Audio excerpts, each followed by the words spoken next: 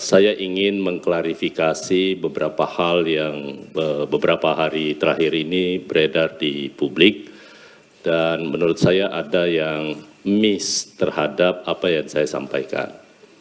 Yang pertama, bahwa konteks dari pernyataan saya itu adalah terkait dengan pernyataan Bapak Presiden di Kairo terkait dengan pengampunan. Nah, karena itu ada 3 hal yang mendasari dan merupakan konteks dari persoalan ini.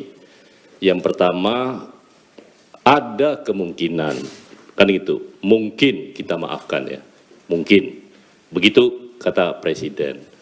Yang kedua, bahwa di dalam pemberantasan tindak pidana korupsi, sama sekali Presiden tidak akan memberi toleransi. Ya, tidak akan memberi toleransi. Yang ketiga, kalaupun akan ada pengampunan, setelahnya akan diikuti dengan proses penegakan hukum yang sangat keras. Bahkan beliau mewanti-wanti supaya jangan sampai ada aparat penegak hukum untuk membekengi terhadap satu kasus tertentu. Kan clear pernyataan Presiden seperti itu. Karena itu teman-teman semua, bahwa terhadap konteks itu kan kemudian akhirnya menjadi sebuah berita yang sangat viral. Bahkan ada yang menyatakan kalau Presiden mengampuni koruptor, Presiden bisa dijerat dengan pasal 55 KUH pidana. Atas dasar itulah kemudian saya sampaikan bahwa ada pihak yang menyatakan seperti itu mungkin lupa terkait dengan hak konstitusional Bapak Presiden yang diberikan oleh Undang-Undang Dasar, di mana pasal 14 daripada Undang-Undang Dasar kita memberi hak amnesti, abolisi, ataupun grasi dan rehabilitasi kepada Bapak Presiden untuk semua jenis tindak pidana. Nah, apakah nanti ke depannya proses ini akan ditempuh? Belum ada keputusan sama sekali. Itu baru wacana yang dilontarkan. Bahwa wacana untuk memaafkan koruptor itu kan bukan perkara baru. Itu sudah lama. Bahkan oleh Prof. Mahfud juga disebut. Beliau pada saat menjabat sebagai Menteri Kehakiman, beliau sampaikan pernah mengusulkan itu dengan menempuh beberapa cara. Bahkan beliau menyatakan bisa mencontoh apa yang dilakukan oleh Latvia kalau tidak salah ya. Dan juga Afrika Selatan.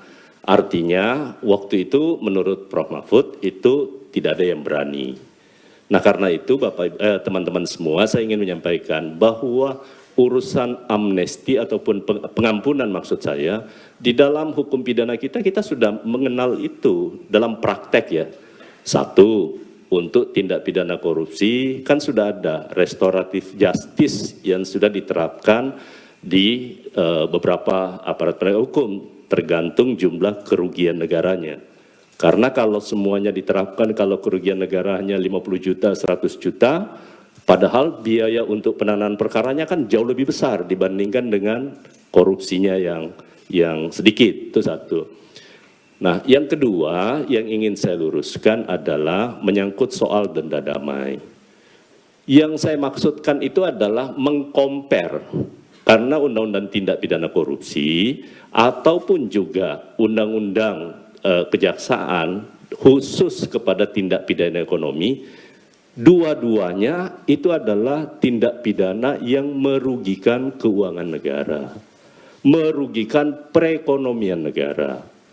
Karena itu ada ruangnya yang diberikan, dan ini bukan barang baru terkait dengan proses pengampunan, karena kita sudah pernah melakukan 2 kali tax amnesty.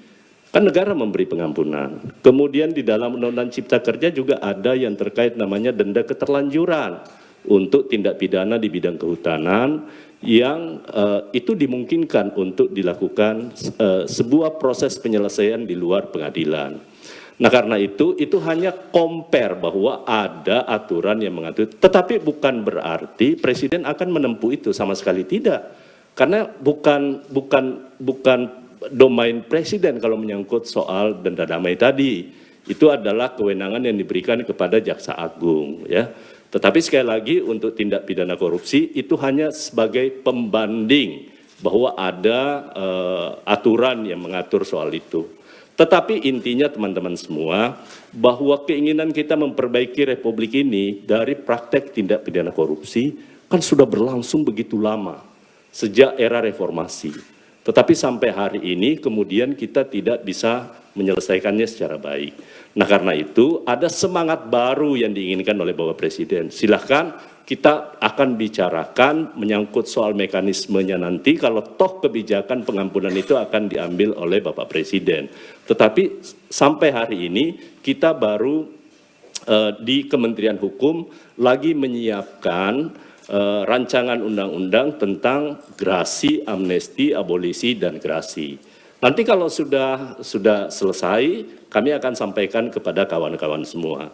Jadi sekali lagi terkait dengan isu denda damai tadi itu adalah hanya mengkompar menyangkut soal penyelesaian suatu tindak pidana di luar pengadilan. Itu aja intinya.